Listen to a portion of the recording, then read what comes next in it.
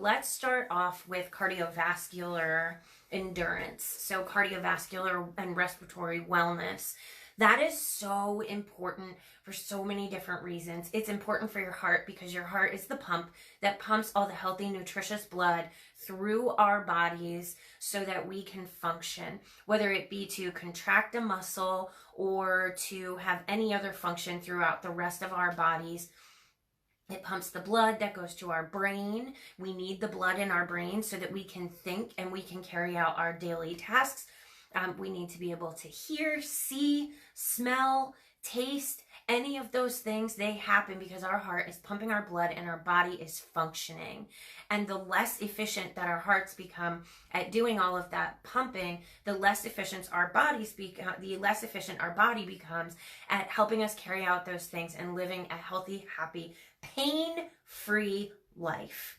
So when you do cardiovascular exercise, what happens is your heart has to pump faster because your body is calling for all the blood. So when your heart starts to pump faster, it pushes more blood throughout your body so that it can function at that higher, more optimal level. Well, the wonderful thing about cardiovascular exercise is that the more that you do the cardiovascular exercise, the more it's called compliant that your vessels become. But let's just say it's the more that they get used to that happening.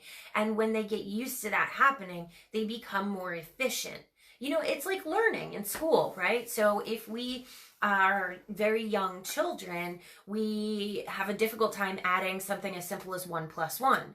But the more that we do it and the more we learn it, the better we get at it and the more advanced we can become. Our cardiovascular systems are very similar in that way. We need to train and teach and educate our cardiovascular system so that it can work more efficiently. So that cardio is such a huge piece to that health and wellness track and those 5 key components of health and fitness. The next thing that we can talk about is muscle strength. Okay, and we can talk about muscle endurance as well a little bit through this because the 5 components are cardiovascular fitness, muscle strength, muscle endurance, flexibility, and then body composition. And body composition really comes in with all of these together combined with that nutrition piece that we talked about on Friday. So anyway, for muscular strength and muscular endurance, we had our strength training component, and the strength training component really will touch base with both strength and endurance of our muscle tissue. So the strength would be the amount of repetitions that we can do in a short period of time, like 1, 2, 3 times. And as we increase the weight that we're using, our muscular strength, so the amount of weight that we can lift one time, will increase. The other thing is our muscular endurance is the amount of time, the extended period of time, basically, that we can lift that one weight over and over and over again. So when we're doing like 15 repetitions of something, that's because our muscle has the ability to endure it, or the endurance to keep up with that amount of resistance over that period of time. It's called time under tension. But that really is a piece of improving our muscular endurance. And what all of this muscular strength and muscular endurance improvement does is it helps us carry out our activities of daily living. It helps us maintain and improve our body composition, right? So we've got our muscle tissue here, and what this is doing is it's not only giving me this muscle that I can show you right now, but it's putting tension on my bones and keeping them strong and keeping them healthy. It also is helping us carry out the activities of daily living that when we're young, we might take advantage of now, but as we get older, they're going to become more challenging. What do I mean by that? There are so many activities that we could do in everyday life. So one of my favorite things to do is run, even though I don't do it a whole lot. But that's like an extreme activity that I do, and it's not necessarily an activity that I need to do in order to survive, in order to function and take care of myself. Let's dial it down and talk about the fact that, oh, I have a brush, hold on. This brush here. I am using this brush every day when my hair is down to brush my hair. If I want to have long hair, I need to brush my hair, otherwise I'm going to have tons of knots in it.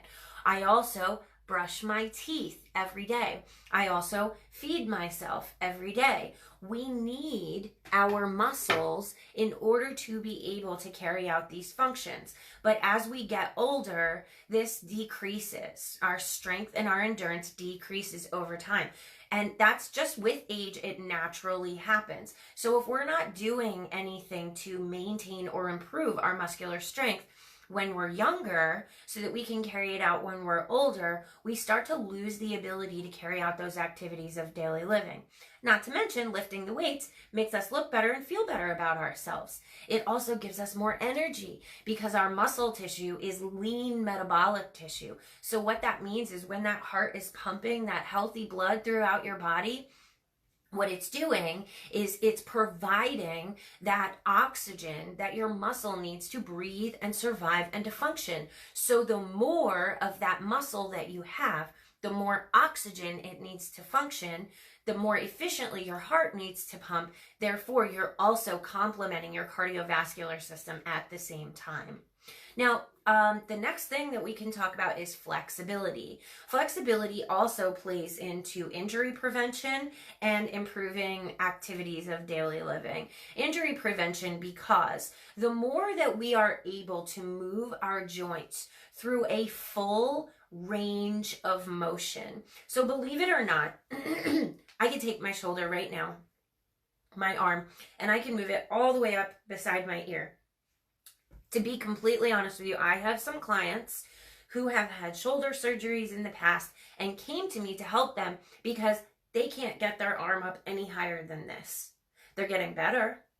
As we work, it's getting higher. But can you believe that? Just take your arm right now and go like this. Look at how easy that was. And if it's not easy for you, then you have limited shoulder mobility and limited shoulder flexibility. And think about it like this when I talk about activities of daily living. What is one thing that we would do this for on a regular basis so that we can survive? I've got a good one for you. We reach for the cabinet to open it, to get out a glass so that we can fill it with water, which is something that we absolutely positively cannot under any circumstances survive without, so that we can lift it and drink it. Do you see that motion that I went through there? Opening the cabinet, getting out the glass. Now, yeah, we can have a step stool, but we still have to reach our arm in some sort of a way. That's just a small example of why joint mobility and flexibility is so important to work on in order to maintain those activities of daily living. And also, if you're athletic, to maintain your sport, right? So we've got pitchers in baseball, we've got batters in baseball, we've got throwers and catchers in football, we've got kickers in soccer, we've got hitters in volleyball, all different kinds of sports. Runners need flexibility as well. So those are some really important things that we need to work on in order to be able to function. The other thing is fall risk. It reduces fall risk considerably when we have that strength paired with that flexibility, because we have more ability to recover, right? So if you're inflexible, for example, if you have a very tight back and you go to fall, you might be able to rebound because you have that flexibility to go forward and catch yourself. If you don't have that hip and back flexibility, then your whole body is going to take over with momentum and just fall to the ground. Breaking hips, breaking faces, breaking shoulders, hands, arms, whatever it is, it happens on a regular basis. So flexibility is not only something that we want to maintain so that we can go on social media and show our friends what kind of a back bend we can do. It's so that we can maintain long-term activities of daily living. The last thing is body composition. And body composition, really, listen, I do believe that we're all beautiful no matter what our body composition is. Trust me, I get it. I'm on that page 100%.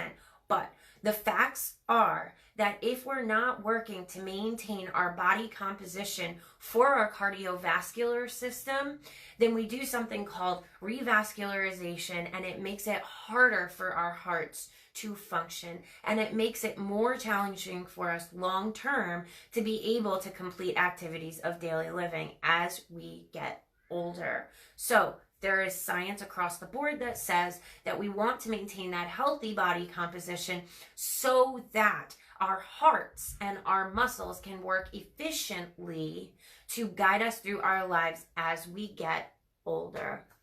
It makes us more comfortable. I'm not talking about what ideal body composition is. I'm saying we have to always be working to make it healthy and improve it in a way that will support us as we get older and we need to function for those activities of daily living.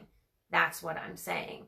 I have all different clients of all different shapes and sizes that are unbelievably healthy. And the reason is because they're actively working every single day towards all 5 of those components of fitness. We are not necessarily going for a look. We're going for a lifestyle. We are going for healthy longevity for the rest of our lives. So when it comes to my online training program, I've made sure that I touch base with all 5 of those components of fitness and wellness. And on top of that, the live program also focuses on lifestyle. So some people like to do split workouts. Some people like to do full body workouts.